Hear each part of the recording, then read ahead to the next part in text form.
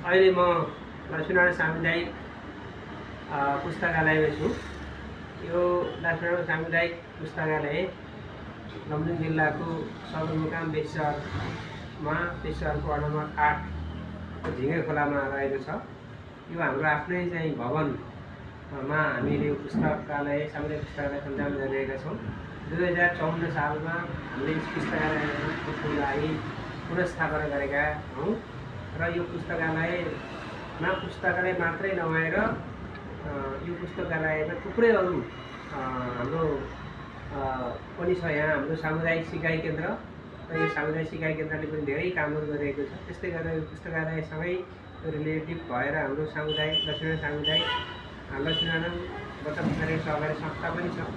हामीले विगतमा लक्ष्मीनारायण सामुदायिक पुस्तकालयले बाल हेल्पलाइन पनि सञ्चालन गरेका थियौँ।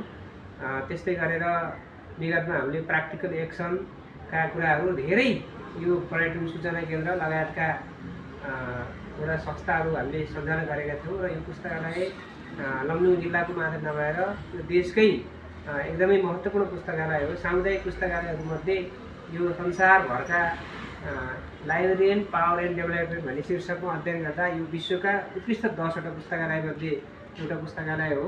र यहाँ नेपालका लगभग प्रतिष्ठित व्यक्तिहरू, नेपाल सरकारका उच्च पदस्थ कर्मचारीदेखि लिएर प्रशासनका उच्च पदस्थ कर्मचारीदेखि लिएर पूर्व प्रधानमन्त्रीहरू, पूर्व मुख्य सचिवहरू, पूर्व प्रधान सेनापतिज्यूहरू लगायत थुप्रै हाम्रो महानुभावज्यूहरूले यहाँ भ्रमण गर्नुभएको छ।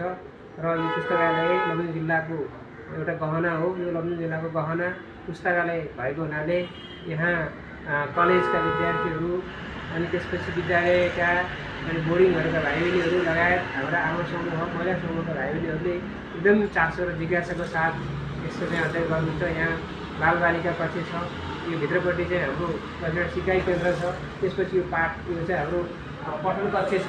त्यसै गरेर हाम्रो पुस्तकालयमा हल पनि छ।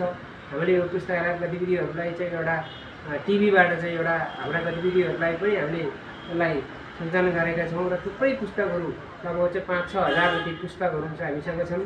र नोबेल पुरस्कार विजेता पुस्तकहरूदेखि लिएर मरण पुरस्कार विजेता पुस्तकहरूदेखि लिएर स्कुल कलेजका पुस्तकहरूदेखि लिएर सामान्य पत्र पत्रिकाहरूदेखि लिएर सबै खालका पुस्तकहरू यहाँ उपलब्ध हुन्छन्। त्यस कारणले समग्र हाम्रो साहित्य अनुरागी बौद्धिक एउटा व्यक्तित्वज्यूहरूलाई यदि तपाईँहरू जिल्लाभित्रको हुनुहुन्छ अथवा यदि तपाईँहरू देशभित्रको हुनुहुन्छ अथवा लमजुङ जिल्ला बाहिरको हुनुहुन्छ र नेपालका जुनसुकै क्षेत्रको पनि हुनुहुन्छ अथवा नेपाल बाहिरको पनि फरेनरहरू पनि हुनुहुन्छ भने यो बेसीसहर आउँदाखेरि यो लक्ष्मीनारायण सामुदायिक